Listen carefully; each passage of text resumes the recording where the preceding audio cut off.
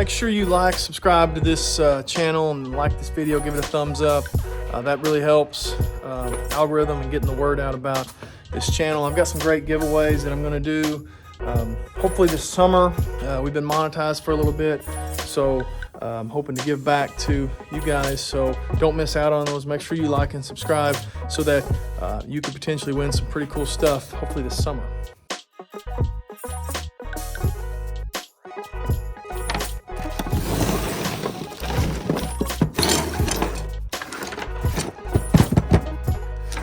New package today, new toys, little unboxing, tack vanes. Pretty excited about this. A little bit of swag for the hunting, bottomland, mossy oak bottomland. Pretty excited about that. Sticking with the swag stuff, I believe they call this olive green tack shirt. Need something to wear at the Total Archery Challenge, and I believe this might be my go-to shirt. It's that nice canvas material, those canvas shirts. Deer on there, sticks out good.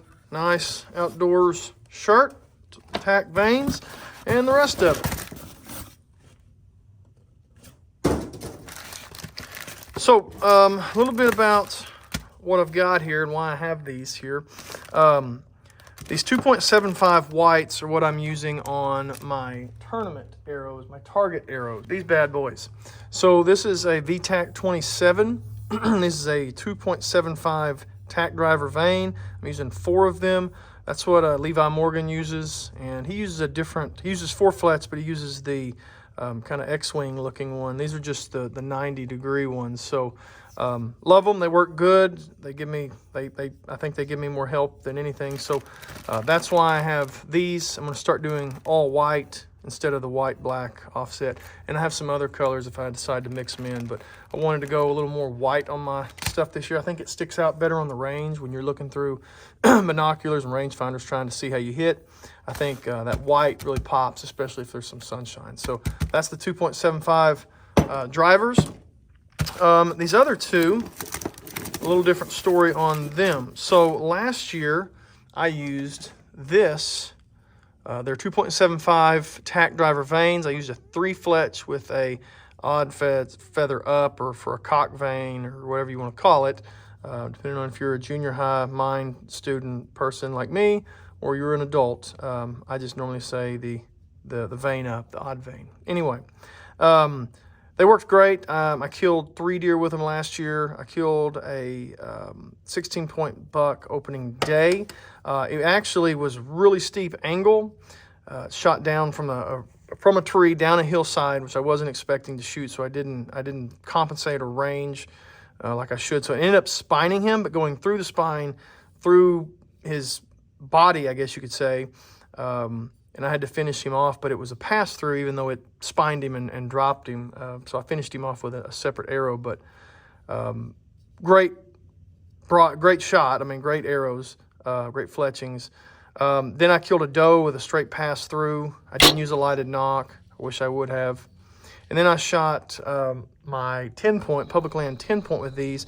I should have stopped the deer, but I went back and forth for a split second on whether I should stop it or not, and would it bolt if I tried to stop it. And when I shot, it obviously was moving forward, so I hit it a little further back. I hit it. It was kind of quartering to me a little bit, so it was kind of hard to tell. So it was kind of a liver into the guts, might have clipped a lung. He only went about 100 yards, but the blood trail was pretty weak. Definitely got some guts on the exit. So this is one of those arrows here. You can see it's bloodied up. But they did great. There was not a problem with them. The only thing that I wanted to change this year, you can see here's another one of the arrows I shot, still bloodied up. And this is probably the first one I shot. The first one had great blood on the arrow. The only problem I had is about when you waited an hour and then I went to see them, if I only had one white vane like this one here, it was kind of hard to tell because the blood may have dripped down them or been more on another Fletch. So what I'm going to do this year, I'm kind of like a Democrat is with their gender. They change genders a bunch. I change vanes a bunch. So I am vane fluid is how I identify. So I'm going to change my vanes again. That's what we do in 2023. So what I'm going to do with these are 2.25 tack driver vanes, so a little bit smaller, but I'm planning on going a 4 Fletch this year. So if you want to see a difference in the two, you can see the difference in those two. A little bit smaller. I think the height is the same, but smaller where it's going to come down here. So I'm going to go to a 4 Fletch with a smaller vane, and I'm hoping that allows me to put a white wrap on here so that I can check and see if I'm getting, you know, the blood I've got on my wraps. So the plan is to go with these white tack vane topo wraps with a 4 Fletch 2.25 tack driver. I think that'll give me the ability to really be able to tell if it's a gut shot, liver shot, heart shot, lung shot, whatever, because I have all that white on there. And since I'm doing a 4 Fletch, I don't need an indicator vane sticking up, so I think this is going to give me the best of both worlds. And I'm going to weigh them and see if it changes much as far as the grams go on my arrows. I'm hoping I can be really similar and not have to change much on my sight tape by going to these 4 Fletches with these white wraps. Anyway, and then of course the adhesion kit. You need to use the adhesion kit from Tack if you are fletching tack vanes. So let's build a few arrows, see how they look. Got my 3 Easton Axis long range 4mm. These are 340s coming out of a 70-pound bow, PSC Levitate. So what we're going to do, I actually had to strip the blazers off these and hit them with a little sandpaper, and then hit them with some primer just to make sure they were all ready to go before we put the wraps on. I'm only going to do 3 today. May do some more tomorrow, but for today we're just looking at doing 3. I'm going to hope I got this right. The arrow diameter, they actually have a little thing here for you to print off and for you to put your arrow across. I chose C because it's micro, and I think it's just a slight difference. You can kind of see it doesn't, I think B might have been what I needed, but we'll fix and find out either way.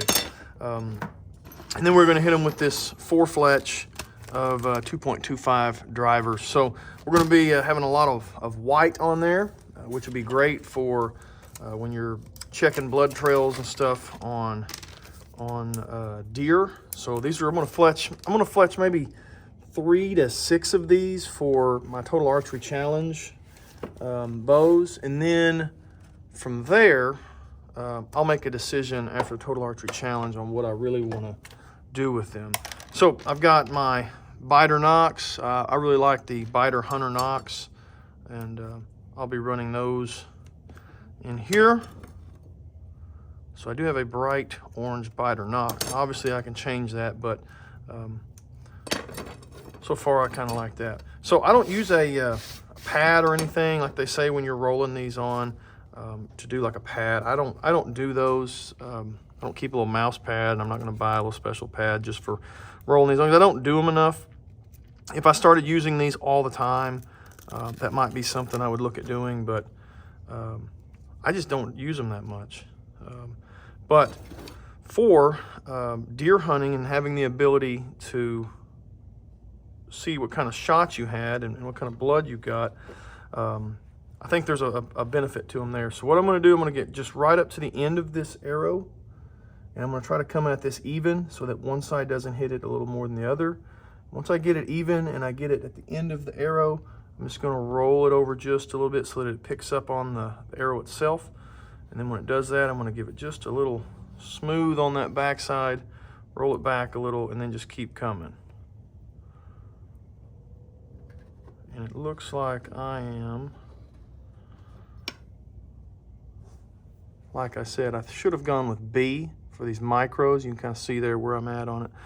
But I wanted to see how much needs to come off of this. And I do have a plan for how I'm going to get it right. For this particular one, what I'm going to do is I'm going to take a straight edge, and I've got it to where it's pretty much touching. I might hit it with just a little right there. It's pretty much touching, and I'm just going to take this straight edge, lay that lip over, and run this straight edge down the shaft of the arrow. And you can see it just kind of shaves that off. And it should be relatively straight if you've rolled it straight. So even though I chose a slightly too large wrap, and I know a lot of times you can get wraps that, especially if you're shooting micros that are just a standard, like a boning wrap will not be, it'll be huge and it'll overlap a bunch. So what you'll want to do is probably something like that. I do have a paper cutter somewhere, so I was going to take the first one and kind of use it as a template and then just cut them all like with that perfect paper cutter. But that turned out pretty good, just doing that right there.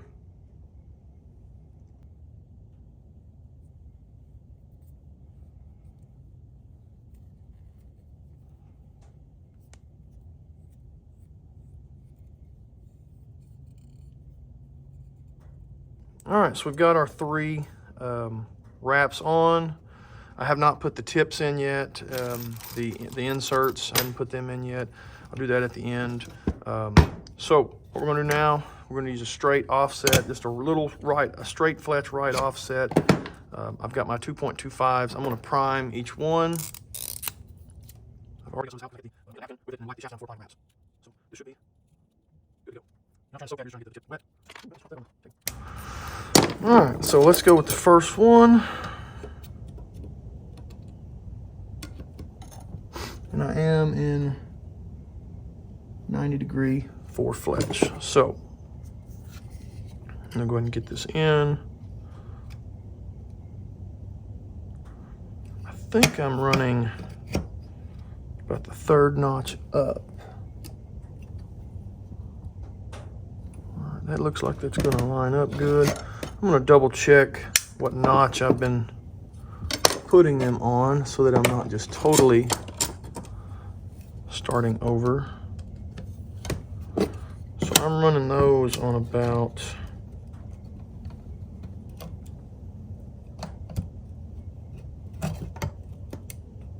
the 3rd notch. The 3rd notch from the back, right there, that little notch is where I'm running the back of my vane. So I'll take this, I'm gonna put the back of that vane right on that 3rd notch.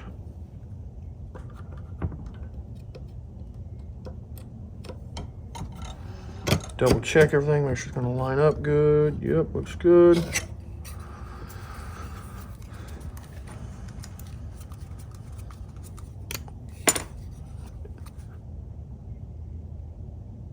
And I'm just gonna put dabs down the vane channel and then run them all together. You don't want to leave any gaps. Air bubbles are the worst enemy of tack vanes. So got it on the jig. The bits jig does a great job of keeping that pressure.